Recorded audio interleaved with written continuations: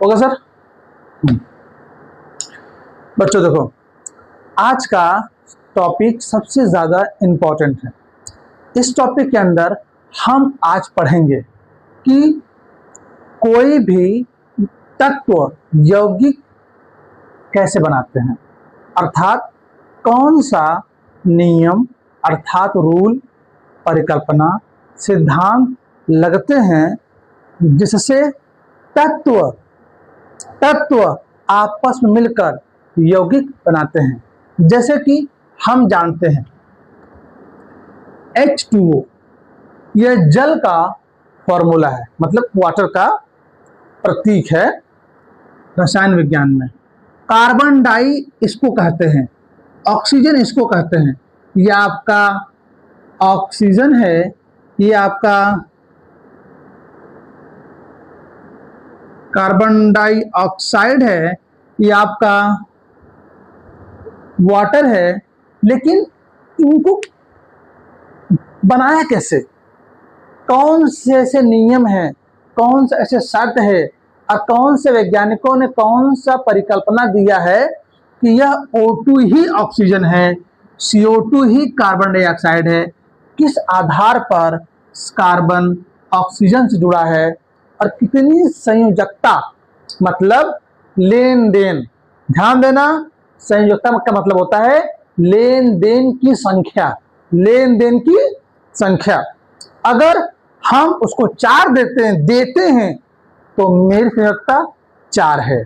अगर मैं उसे 3 लेता हूं तो मेरी संयोजकता 3 है। जितना दूंगा उतनी संयोजकता, जितना लूंगा उतनी ही संयोजकता, ध्यान देना। तो वाटर का, कार्बन डाइऑक्साइड का, जल का, चाहे वो आपका अमोनिया हो NH3, अमोनिया हो, यह बने कैसे, किस आधार पे बने हैं, तो वही आज हम पढ़ेंगे। इसीलिए यह वीडियो और लंबा हो सकता है, इसीलिए इसको हम शुरू से बताएंगे। देखो, कोई भी नियम बनता है, किसी भी नियम को बनने के लिए अचानक वो पैदा नहीं हो जाता, वो वर्षों लग जाते हैं। अनेकों वैज्ञानिक समय के साथ साथ उनकी कमियों को खत्म करते करते करते करते करते करते वर्तमान तक आते हैं, तब जाकर उसमें से हम मलाई पाते हैं। मलाई मतलब सही चीज को पाते हैं, पढ़ते हैं। हो सकता है आने वाले कल में आज से बेहतर वैज्ञानिक जन्म ले और होंगे, और आज के नियमों को कुछ त्रुटि, गलती, मिस्टेक निकाल कर वो कुछ नए नियम ऐड कर देंगे, मतलब जोड़ देंगे। और फ्यूचर में जो होमो सैपियंस फ्यूचरिस्ट, मतलब कि मानव जाति का जो एडवांस लोग होंगे, उसे वो नियम पढ़ेंगे।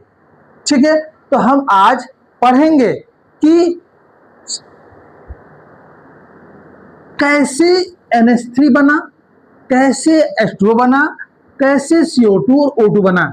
इसके लिए आपको वीडियो में बने रहना होगा और एक एक टॉपिक को ऐतिहासिक रूप से देखना होगा कि कहां से कौन वैज्ञानिक ने कौन सा नियम, कौन सा परिकल्पना, कौन सा सिद्धांत दिया है, जिसके माध्यम से हम जान पाए हैं। ठीक है, चलिए शुरू करते हैं। देखो, वैज्ञानिक बहुत सारे हैं, तो हम केवल उन्हीं वैज्ञानिकों का नाम लेंगे जो हमारे लिए इंपॉर्टेंट हैं, जो बोर्ड एग्जाम में पूछे जा सकते हैं, या जो लड़के लड़कियां 9 में पढ़ती हैं, 11 12 में पढ़ते हैं, 10 में पढ़ते हैं, तो वो इन्हें पढ़कर ये जान जाएंगे कि यह किस आधार पर बनते हैं और फिर बिगड़ते हैं।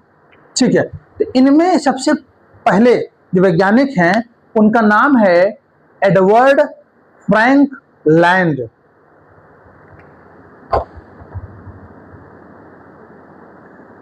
Edward Frank land. ठीक है। इन्होंने 1852 में एक परिकल्पना दिया था। ध्यान देना, बंदे ने शुरुआत किया है तो क्या कह के दिया। इसने सबसे पहले एक शुरुआत में एक बात कही। इसने कहा कि किसी भी तत्व का दूसरे तत्व से, तत्व मतलब जानते हो ना, एलिमेंट, एक एलिमेंट का दूसरे एलिमेंट से जुड़ने के लिए एक निश्चित क्षमता होती है। इसने कहा, मतलब इन्होंने कहा कि एक निश्चित क्षमता होती है, निश्चित क्षमता। ध्यान देना, इसी निश्चित क्षमता को वैलेंसी कहते हैं। क्या बोलते हैं? ध्यान देना, वैलेंसी कहते हैं, वैलेंसी कहते हैं। क्षमता, कैपेसिटी को हम वैलेंसी कहते हैं। ठीक है। एडवर्ड फ्रैंकलिन ने सबसे पहली बात उन्होंने कहा कि किसी तत्व के पास जो दूसरे तत्व से जुड़ते हैं वह निश्चित क्षमता पर ही जुड़ते हैं। इनकी इन्हीं एक लाइन ने, पंक्ति ने इन्हें, ध्यान देना, संयोजकता का पिता कहा।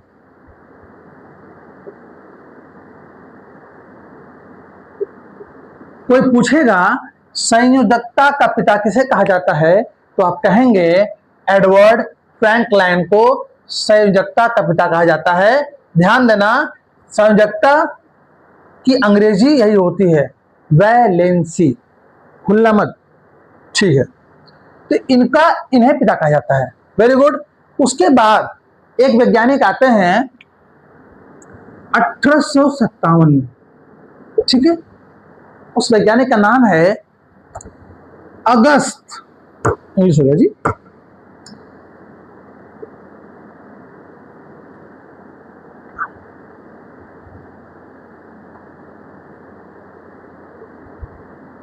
August Kekule.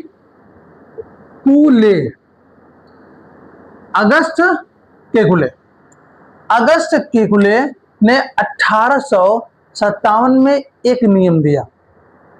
इनके नियम ने रसायन विज्ञान में भूचाल ला दिया।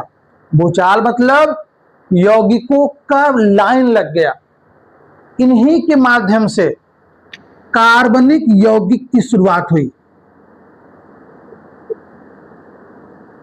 कार्बनिक यौगिक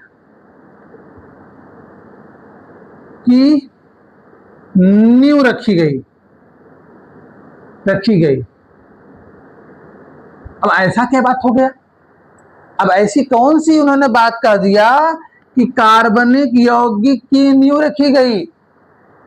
आप जानते हैं कार्बनिक यौगिक का मतलब कार्बन के बारे में बातें करना।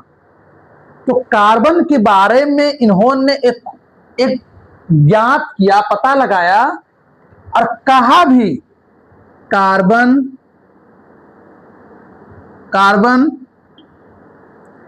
के पास 4 संयोजकता है। भूलना मत, इन्होंने ही सबसे पहले कहा कार्बन के पास 4 संयोजकता है। इसे क्रॉस रोड कहा जाता है।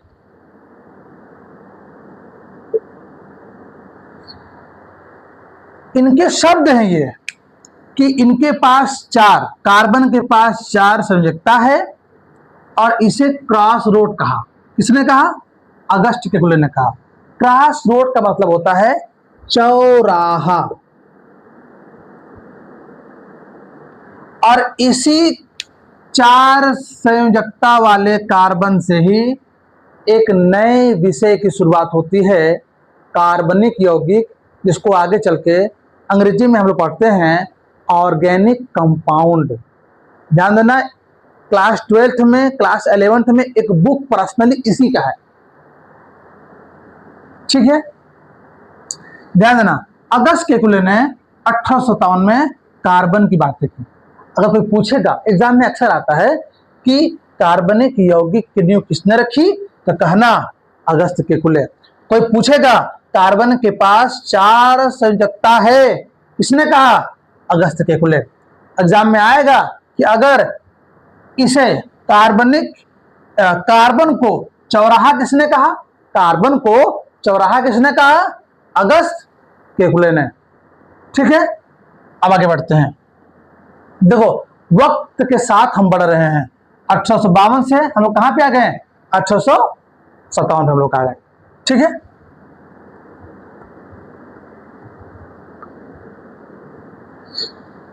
कभी भी किसी भी चीज को पढ़ने के लिए हमें तैयार रहना चाहिए कि शुरू किस बात से की गई और बात किस टॉपिक पे खत्म हो गई, ठीक है। इसके बाद एक वैज्ञानिक आते हैं जिनका नाम है रिचर्ड अबेग। रिचर्ड अबेग।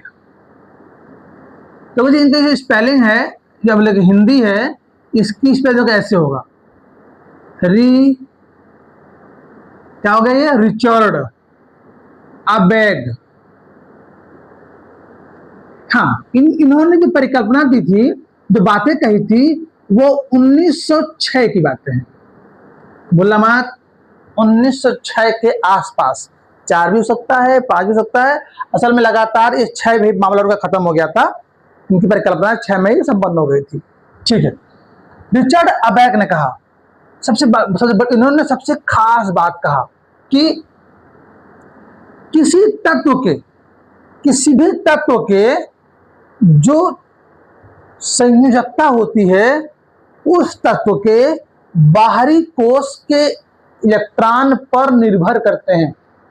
जैसे आपको एग्जांपल देते हैं, सपोज करते हैं कि ये लो आपका है कार्बन हो गया, मान लीजिए लेते हैं नाइट्रोजन, लेते हैं नाइट्रोजन देखो नंबर 7 पर है। कैसे हम काउंटिंग करते हैं, hydrogen, helium, lithium, beryllium, boron, carbon, nitrogen 7 पर है, तो N 7 पर है।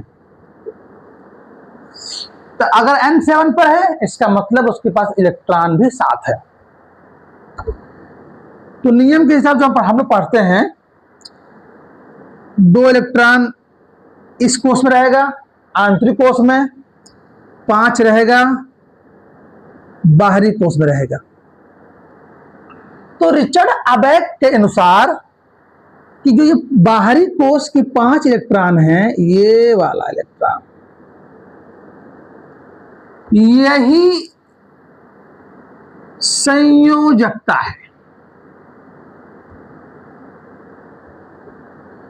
जबकि फ्रैंक लैंड जो थे, जो 1852 में परिकल्पना दिए थे, इन्होंने कहा था कि तत्व के पास एक निश्चित क्षमता होती है। तो इन्होंने क्या किया, तत्व के सबसे बाहरी, परमाणु के सबसे बाहरी इलेक्ट्रॉन को ही संयोजकता कह दिया, घोषित कर दिया कि यही है उसकी क्षमता जिससे वो जुड़ते हैं। लेकिन इसके पहले हम लिख देते हैं इस बारे में। इन्होंने कहा कि किसी तत्व के परमाणु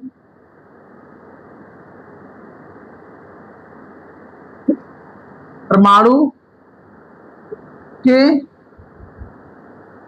बाहरी कोश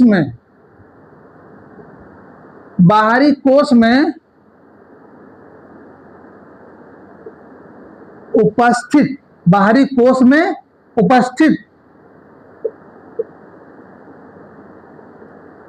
इलेक्ट्रॉन ही उसकी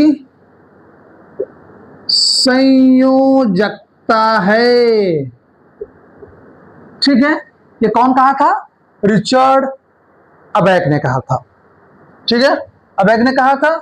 लेकिन इनके परिकल्पना मतलब संकल्पना को तोड़ने के लिए या करेक्शन करने के लिए एक वैज्ञानिक आए जिनका नाम था गिलबर्ट न्यूटन लुइस।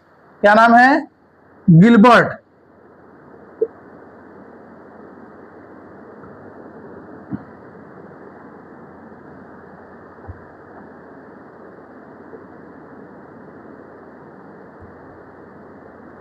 गिलबर्ट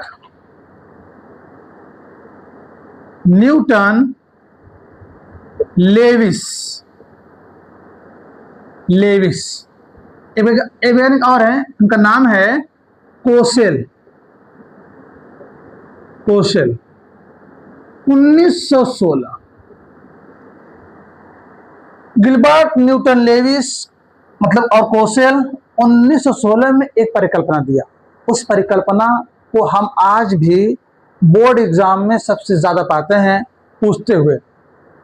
उसका नाम है अष्टक नियम।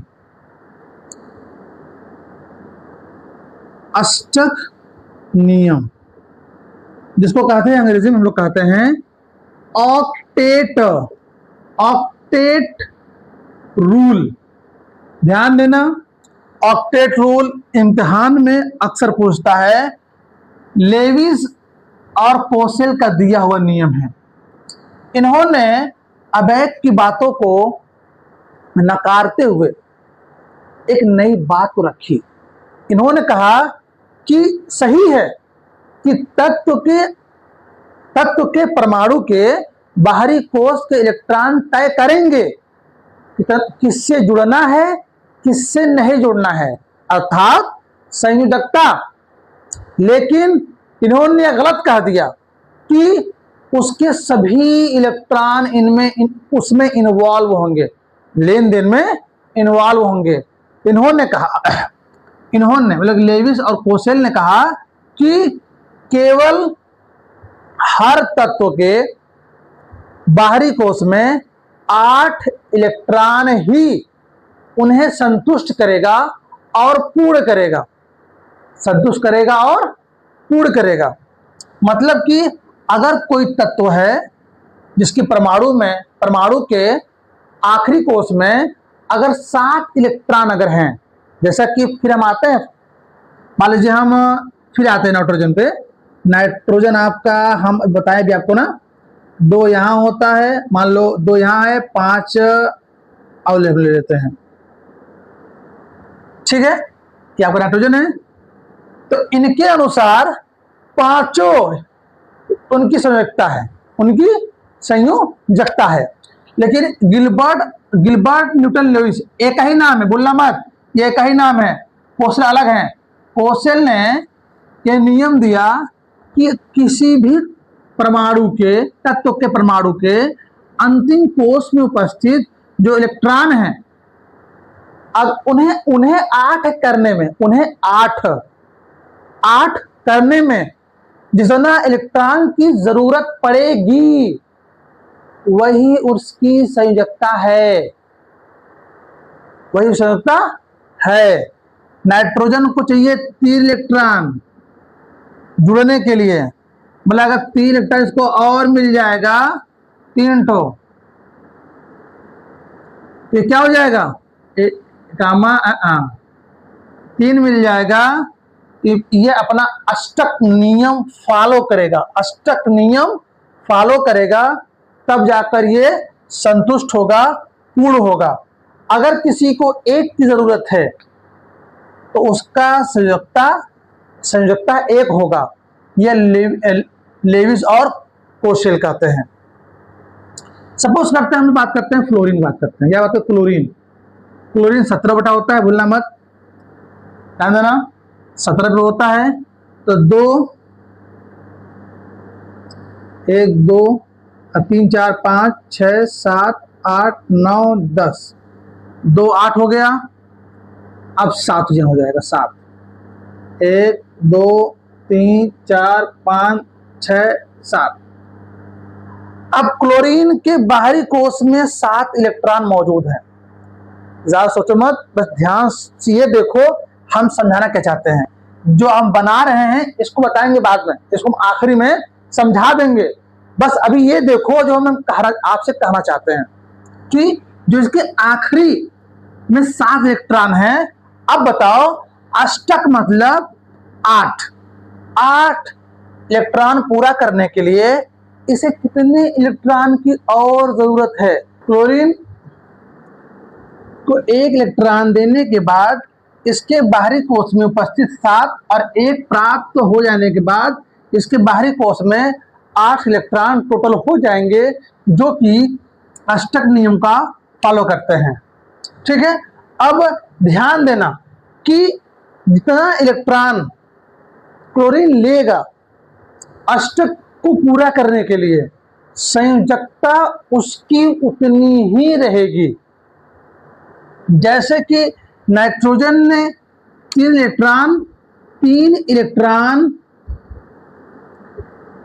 इलेक्ट्रॉन लिया अपना अष्टक पूरा करने के लिए, इसीलिए इसकी संयोजकता 3 हो गई, इसका 1 हो गया।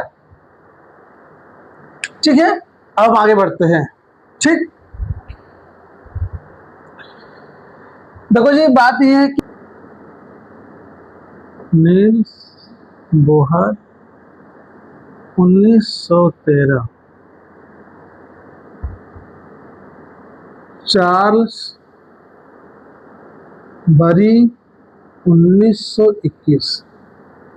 आपके दिमाग में आ रहा होगा कि हमने 1913 के बाद आने वाले जो नियम थे 1916 के बारे में पहले क्यों बताया, क्योंकि हम इसी टॉपिक को दोबारा बताना पड़ता, क्योंकि हमें लास्ट में नील्स बोहर और चार्ल्स बरी की ही बातें करनी थी और इसको दोबारा पढ़ाकर हम क्या करते हैं, इसीलिए हम चाहते हैं कि इसको एक ही साथ पढ़ाया जाए, क्योंकि इन्हीं 2 वैज्ञानिकों ने संयोजकता पर जो बातें कही हैं और आज हम पढ़ते हैं उसी को फॉलो करते हैं। हमने बाकी वैज्ञानिकों के माध्यम से जो बातें पढ़ी कि किसी ने कहा कि निश्चित योग्यता के अनुसार ही जुड़ते हैं, किसी ने कहा अष्टक नियम ही बनाए रखना है, किसी ने कहा कि बाहरी कोश में जो इलेक्ट्रॉन रहेगा हम उसी को ही संयोजकता मान लेते हैं। लेकिन यहीं पर नील्स बोर ने एक परमाणु मॉडल दिया। परमाणु मॉडल का मतलब हमने भी आपसे कहा था ना कि रुके रहिए बताएंगे, तो उसी के बारे में बता रहा हूं मैं कि नील्स बोर के अनुसार इन्होंने कहा कि परमाणु के किसी परमाणु के चारों तरफ जो इलेक्ट्रॉन मौजूद होते हैं वह एक सर्कल पाथ में रन करते हैं, गति करते हैं। मतलब इन्होंने कहा था कैल्शियम 20 है, अब 20 आपका हो गया, इसके चारों तरफ जो कोसें होंगे वह 2n² के अनुसार ही भरे जाएंगे, 2n² के हिसाब भरे जाएंगे। इसका मतलब है n का मतलब है कोषों के नाम। और नील्स बोहर और चार्ल्स बरी ने इन्होंने कहा किसी भी परमाणु के चारों तरफ न्यूनतम 1 कोष और अधिकतम 7 कोष मौजूद हो सकते हैं, 7 से ज्यादा नहीं। मतलब कि 1 2 3 4 5 6 7 टोटल 7 कोष ही किसी भी परमाणु के चारों तरफ सर्कल में उसके पाथ रास्ते पाए जाएंगे। ऐसे मान लीजिए कोई भी एलिमेंट x है, कोई नाम मैं नहीं लिया हूं, मैं x मान लिया हूं, x है, उसका पहला पाथ, दूसरा पाथ, तीसरा कोष, चौथा कोष, पांचवा कोष, छठवां कोष, सातवां कोष। बोले बड़ा सर्कल है, मैं इसको ऐसे बना दिया हूं बस, ये x है, ठीक है, ये आपका x है, इसके अंदर आपका इलेक्ट्रॉन है, सॉरी इसमें आपका प्रोटॉन और आपका न्यूट्रॉन है, ठीक है। और इन्होंने चार्ल्स बरीने और नील्स बोर ने इनका नाम भी रखा है, इनका नाम रखा है KLMNOPQ, ठीक है। इसका नाम भी रख दिया है कि यही 2n², n की संख्या हम KLMN रखेंगे, जो संख्या आएगी वही यहां भरा जाएगा, ठीक है। जैसे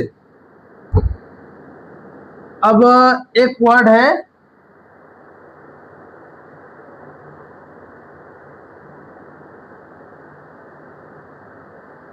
जैसे हम कोई x ले लेते हैं एलिमेंट, ठीक है, जिसमें हम उसको भरना चाहते हैं, ठीक है। चलिए मान लीजिए यहाँ क्या है, 2n² है, 2n², n का मतलब संख्या, 2 × 1 2, कैसे इसका होगा, 2 × 1 × 1 बराबर 2, 2 1 कम 2, 2 1 कम 2, 2 आ गया, 2 × 2 स्क्वायर हो जाएगा, 2 × 2 × 2, 2 दूनी 4, 4 दूनी 8, 8 आपका हो गया, 2 × 3, 2 × 3 × 3, 2 3 6, 2 3 6 36 18। ये नंबर जो आ रहे हैं ये 1 2 3 है, ये कोषों की संख्या है।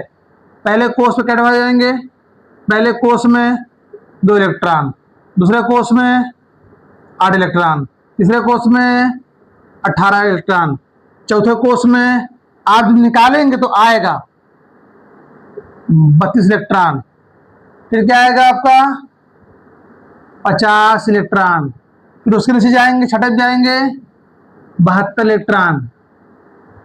अब और सातवां आप खुद निकाल कर कमेंट कर दीजिएगा कि सर क्यों वाले कोष में कौन सा, मतलब कि कितने इलेक्ट्रॉन भरे जाएंगे, ठीक है। अब यहां दिख रहे हैं 2 × 4 स्क्वायर, 2 × 5 घाते 2, 2 × 6 घाते 2, है कि नहीं। यहाँ पर हम लिख सकते हैं ऐसे ही 32 है, 50 है, 72 है, वो भरा गया है, ठीक है।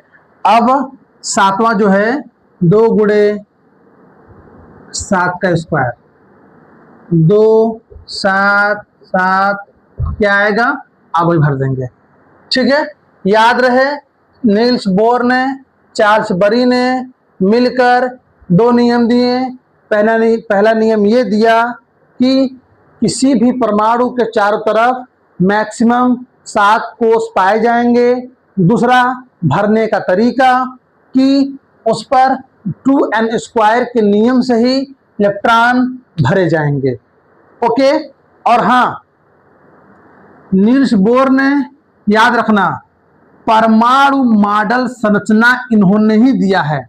जो ये मॉडल देख रहे हो, ये मॉडल अभी हमको दिख रहा है, ये 2D में है, रियल में ये ऐसा नहीं होता, ये ठीक ऐसा होता है। देखिए ऐसा, मान लीजिए ये कोई नाभिक है, ठीक है, कैल्शियम का है या हाइड्रोजन का है, इलेक्ट्रॉन ऐसे घूमते हैं, उसके ऊपर ऐसे घूमते हैं, ठीक है, ऐसे घूमते हैं। अभी आपको कुछ वक्त के बाद आपको हम बोर्ड पर एक संरचना दिखा देंगे, उसी प्रकार से यह घूमता है, आप समझ में आ जाएगा कि किस तरह का यह मॉडल है। इसे आप 2D मॉडल कहते हैं। क्या कहते हैं? 2D model. अभी आपको हम 3D मॉडल की एक छोटी सी क्लिप लगा दूंगा, आप उससे समझिएगा, ठीक है।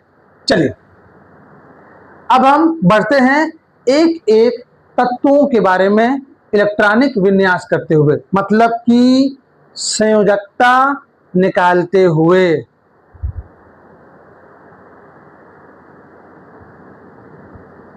सबसे पहले हम निकालेंगे हाइड्रोजन का। देखो जी, जो हाइड्रोजन होता है, हाइड्रोजन नंबर 1 पर है। तो कैसे, यहाँ बिल्कुल सही रहेगा। यहाँ पर hydrogen, helium, lithium, beryllium, boron, carbon, nitrogen, oxygen, chlorine, neon. 10 ठो बेटा पूरे हैं ये। 1 2 3 4 5 6 7 8 9 10। क्या लेते हैं हम लोग? लेते हैं sodium, magnesium, aluminium, silicon, phosphorus, sulphur, chlorine, argon, potassium, calcium. 11 12 13 14 15 16 17 18 19 20। अब हम बताएंगे कि कौन सा धातु है, कौन सा अधातु है, अर्थात कौन कितना इलेक्ट्रॉन दे सकता है, कौन कितना इलेक्ट्रॉन ले सकता है। इसी से तय की जाती है कि किसकी संयोजकता कितनी है। इसके पास हाइड्रोजन के पास 1 इलेक्ट्रॉन है, इसका मतलब इसके कोष में, मतलब ऐसे एक ही इलेक्ट्रॉन पाया जाएगा। यह अपना अष्टक पूरा करने के लिए, देखो हाइड्रोजन के लिए अष्टक पूरा करना मतलब 2 इलेक्ट्रॉन। हम बताए थे 2n²।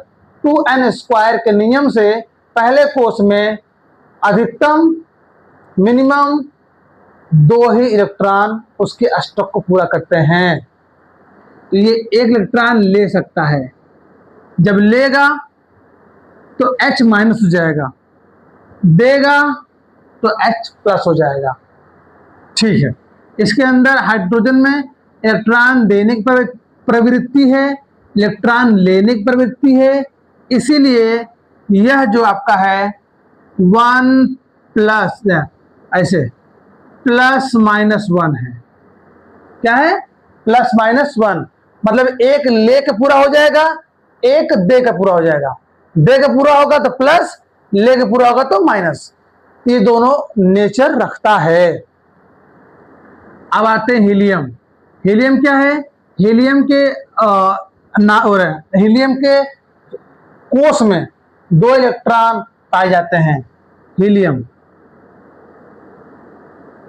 ये तो पहले से ही बोहर-बरी के नियम के अनुसार 2n² के अनुसार 2 इलेक्ट्रॉन अपने कोष में मौजूद रखा है। इसीलिए न ये दे सकता है इलेक्ट्रॉन, न ले सकता है, इसलिए 0 है। याद रखना, जो तत्व पहले से ही अपने अष्टक को पूरा रखे हैं, न तो लेकर न तो देकर, उन्हें हम नोबेल तत्व कहते हैं। हालांकि सभी नोबेल तत्व गैस ही हैं, तो हम कहते हैं नोबेल गैसेस कहलाते हैं। हीलियम सबसे हल्का है और नोबेल गैस है। ठीक है, इसका 0 है। तो क्या है? लिथियम कितना बेटा है? लिथियम के पास 3 है, तो Li पहले वाले कोष में 2 हो गया, दूसरे में हो जाएगा 1। ठीक है, ये 1 देने का काम करेगा। क्या करेगा? 1 देने का काम करेगा, क्योंकि जब ये 1 दे देगा तभी क्या होगा? तभी Li हीलियम की संरचना पा जाएगा।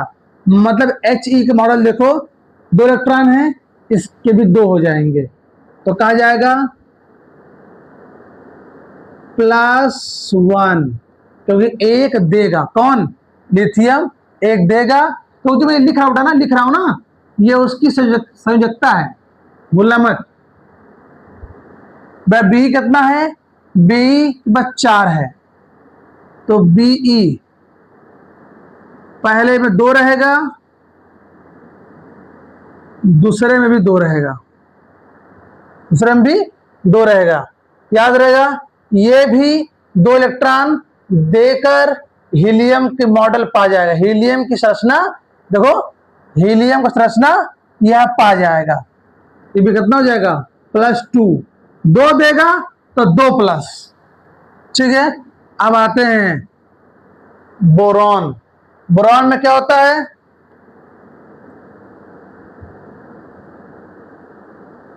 दो यहां हो जाएगा, बार कितना होगा, 3 हो जाएगा। ये भी 3 देने का काम करेंगे, +3। याद रखना, हमेशा से याद रखना कि अगर किसी तत्व के बाहरी कोश में 1 2 3 1 2 3 रहेगा, तो यह देने का कार्य करेगा। अगर किसी तत्व के बाहरी कोश में 5 6 7 रहेगा, तो ये इलेक्ट्रॉन देने का नहीं बल्कि अष्टक पूरा करने के लिए लेने का काम करेंगे। ध्यान देना, तो इसमें 3 है, 1 रहा तो दे दिया, 2 था तो दे दिया, 3 था तो दे दिया। आते हैं 4। आपको याद होगा कार्बन के बारे में अगस्त केकुलर ने कहा था, यह 4 संयोजकता रखता है। बातें खत्म यहाँ हो गई। ठीक है, यह +-4 है, 4 दे सकता है, 4 ले सकता है, क्योंकि हम ऐसे समझेंगे, ऐसे कार्बन आपका है, उसके अंतिम कोश में 2 इलेक्ट्रॉन हैं और उसके बाहरी कोश में क्या है, 4 ठो है, क्योंकि 6 संख्या है, 2 अंदर 4 बाहर, तो 4 लेकर अष्टक पूरा कर सकता है, 4 देकर भी हीलियम वाला मॉडल पाकर अष्टक भी पूरा कर सकता है। तो हो जाएगा +-4, इसके लिए है। अब आते हैं बेटा नाइट्रोजन के लिए, बेटा हम लोग आते हैं। ठीक है, तो आपका नाइट्रोजन कितना है, 7 है, पहले में 2 है, दूसरे में 5 है, 5 है। अब यहां बात बेटा आ गई है, जब बाहरी कोश में, ध्यान देना, जब बाहरी कोश में 5 इलेक्ट्रॉन हो, ये वाला देखो 5 हो, ये अपना अष्टक पूरा करने के लिए 3 इलेक्ट्रॉन लेगा। 5 है, 3 लेगा, तब जाकर ये 8 अपना पूरा कर लेगा। 8 पूरा करेगा, इसका मतलब है 3 लेगा, जय लेगा टेड माइनस, ये 3 लेगा, कितना हो गया, 3-। अब आते हैं बेटा ऑक्सीजन में, हम लोग आते हैं, देखते हैं ऑक्सीजन में क्या होता है। पहले वाले में 2 बटा आपका होता है, और आपका इसमें कितना होता है, 6 रहेगा, 1 2 3 4 5 6। अब ऑक्सीजन के बेटा बाहरी कोश में 6 है, 6 दिख रहा है, इसका मतलब इसको 2 इलेक्ट्रॉन की जरूरत है। ये 2 लेगा तो कितना हो जाएगा, ये -2, कितना हो जाएगा, ये -2 बन जाएगा, ये वाला 2 बन जाएगा। अब हम लोग कहाँ पे आते हैं, फ्लोरीन पे आते हैं। तो क्या देखते हैं, फ्लोरीन में कितना होता है आपका 2, ये बड़ा इनर हो जाएगा, 9 बेटा आपका है, 2 3 4 5 6 7 8 9, 1 2 3 4 5 6 7। अब ये 7 ठो उसके बाहरी कोश में है, इसको 1 चाहिए अष्टक पूरा करने के लिए, अर्थात बोरबरी के नियम के अनुसार 2n² के नियम फॉलो करने के लिए इसको एक इलेक्ट्रॉन चाहिए, मतलब -1, एक लेगा मतलब -1 हो जाएगा। ठीक है, अब आते हैं बेटा नियॉन। Ne 2 बेटा यहां हो जाएगा, 3 4 5 6 7 8 9 10। देखो 1 2 3 4 5 6 7 8, इसका तो प्रॉपर अष्टक पूरा है, बोरबरी के अनुसार भी और पोसेल के अनुसार भी अष्टक पूरा है, तो इसका हो जाएगा 0। हीलियम 0, नो लेन देन, नियॉन 0, नो लेन देन, काम खत्म, खाली भली। चलो अब बेटा हम लोग आते हैं सोडियम 11 पे। तो बेटा अब इस तरह सर्कल हम बनाएंगे, पोज बनाएंगे, इससे अच्छा है कि हम लोग डायरेक्ट काउंटिंग से काम चला लेते हैं। ऐसे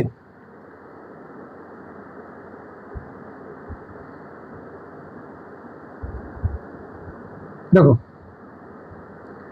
पहले कोर्स में 2, दूसरे में 8, बेटा टोटल 11 तो है, 2 भरा गया पहले वाले में, बचा कितना 9, 8 भरा गया, हो गया 10, 1 बचा 1। इसके बाहरी कोष में 1 इलेक्ट्रॉन है, ये 1 देने का काम करेगा, तो बना लेगा 1+। ऐसे करना होता है। इसके में 12 था, 2 हुआ, 10 हो गया, 8 भरा 2 हो गया, 2 पर 2 बचा है, ये दे देगा, क्या बना लेगा +2। बेटा आपका क्या आ गया, आपका एल्युमिनियम आ गया, अंदर वाला 2 रहा है बेटा, इनर कोष में, अंदर वाले कोष में 2 हो गया, उसके बाद बाहरी कोष में 8, उसके बाहरी कोष में 3 है, देने का काम करेगा, मतलब +3। ठीक, अब आते बेटा हम सिलिकॉन। अब देखते हैं सिलिकॉन आपका बेटा कार्बन वाला बिहेवियर दिखाता है। ठीक है, तो 2 8 4 लेकर अष्टक पूरा करेगा, 4 देकर अष्टक पूरा करेगा। इसके अंदर दोनों बिहेवियर है, तो +-4, 4 लेगा तो भी अष्टक पूरा, 4 देगा तो भी अष्टक पूरा। ठीक है, देगा मतलब 4 निकल जाएगा तो अष्टक पूरा है ना, वही बात है। ठीक बेटा, चलो अब ये है 15 फास्फोरस, 2 बचा 13, 8 बचा 15, 5, और 5 आपका हो गया, ये 5 आ गया, मतलब कि अब ये लेन देन में ये बंदा 5 रखा है, 3 लेगा अष्टक पूरा करने के लिए। जब 3 लेगा तो -3, लेने वाला कर्जदार होता है, देने वाला अमीर। बेटा 16 आपका हो गया, 2 8 6, 2 गया, 14 बच्चा, 8 गया, 6 बच्चा, 6 आ गया। इसको अष्टक पूरा करने के लिए 2 चाहिए, 2 चाहिए मतलब -2।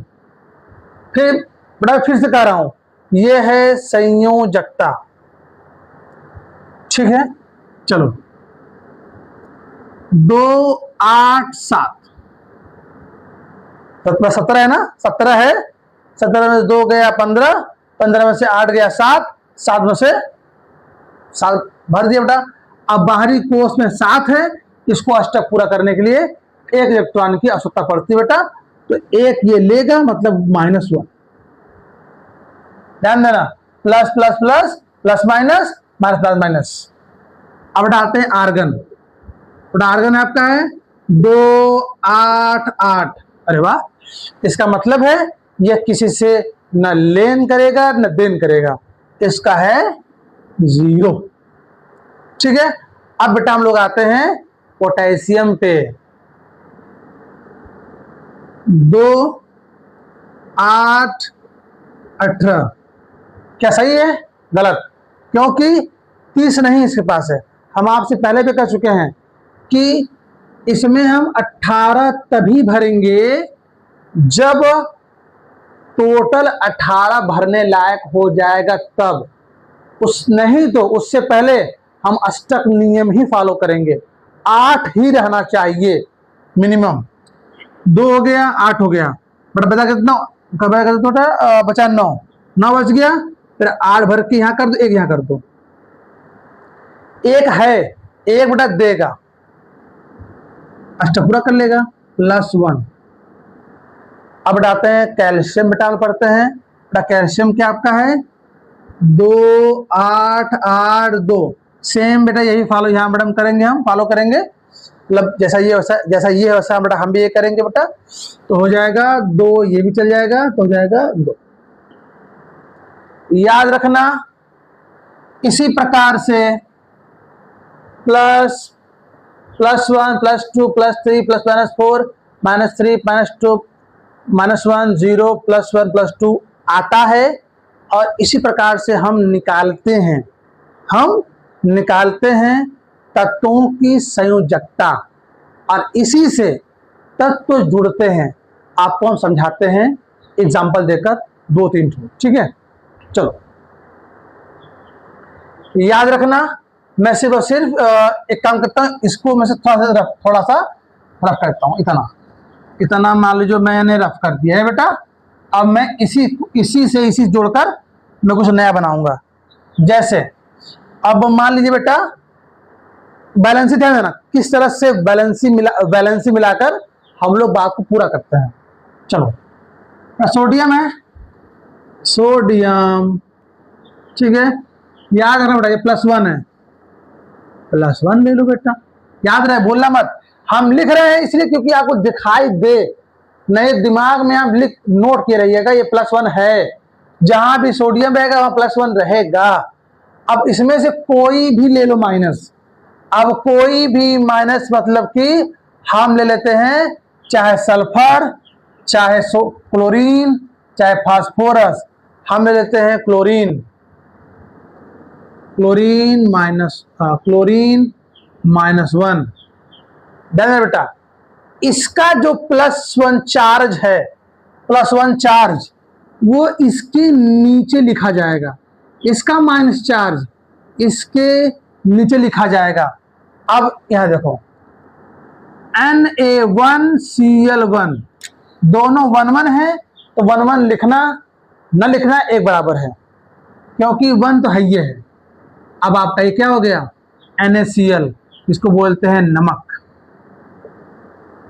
इसका नाम बेटा हो जाएगा आपका सोडियम क्लोराइड, क्या नहीं सोडियम क्लोराइड। इनमें से कोई भी रैंडम हम ले लेते हैं, लो कहाँ पे आ गया कैल्शियम, पोटेशियम पे आ गया, ले लेते हैं पोटेशियम +1, ठीक है। इनमें से कुछ और ले लेते हैं हम, जैसे कि अब तो अभी ले चुके थे, हम ले लेते हैं ये वाला, ठीक है, सल्फर 16 मतलब कि -2, ओके। अब फिर ध्यान देना इसका चार्ज यहाँ पर, इसका चार्ज यहाँ पर, आयन यहाँ पर, तो जाएगा K2, इसके नीचे जाएगा सिर्फ 2 आएगा, आयन नहीं, तो यहाँ जाएगा, इसका 1 यहाँ, 1 लिखना ही नहीं है, ये हो जाएगा। इसको बोलेंगे सल्फर, आपका बेटा है तो बोलेंगे पोटेशियम सल्फेट, क्या बोलते हैं बेटा। नाम को एक बात बड़ा ध्यान देना, नाम को जोड़ देंगे बस बेटा, क्या ये पोटेशियम है, पोटेशियम, बेटा ये सल्फर है, हम सल्फर भी लिख सकते हैं, कोई दिक्कत नहीं, पोटेशियम सल्फर कोई दिक्कत नहीं। 2 पोटेशियम है, 2 पोटेशियम है तो लिख दो 2 पोटेशियम, डाई पोटेशियम, ठीक, डाई पोटेशियम सल्फर, ये भी आपका सही नाम है। जरूरी नहीं है कि हम कुछ और बहस करें, टिमटाम करें, जो नाम स्पष्ट है वो आपके सामने है, ठीक है। अब हम ले लेते हैं कोई और, जैसे कि आपका बेटा था यहाँ पे S था ना, आपका हाइड्रोजन था, तो आपका हाइड्रोजन था तो +1 हो गया। ऑक्सीजन कहाँ गई, ये आपका क्या है -2 है, ऑक्सीजन है -2, ये इसका आयन यहाँ पर, इसका आयन यहाँ पर, तो अब आपका हो गया H2O जल। अंत में हम वहीं पे आ गए जहां पे शुरू किए थे, जहां से शुरू किए थे। ठीक है। चलो, इसी प्रकार से इस सारी चीजों को निर्माण होता है। और आप लोग कमेंट करिएगा कि आप लोगों ने क्या बना पाया या क्या सीखा प्रॉपर। अच्छा लगा तो लाइक सब्सक्राइब बिल्कुल करिएगा, और इस वीडियो को अपने दोस्तों को शेयर करिए कि यह इंपॉर्टेंट टॉपिक है, जिसके माध्यम से हम समझेंगे कैसे यौगिक नए बनते हैं सही तरीके से संयोजकता को देखते हुए। Thank you.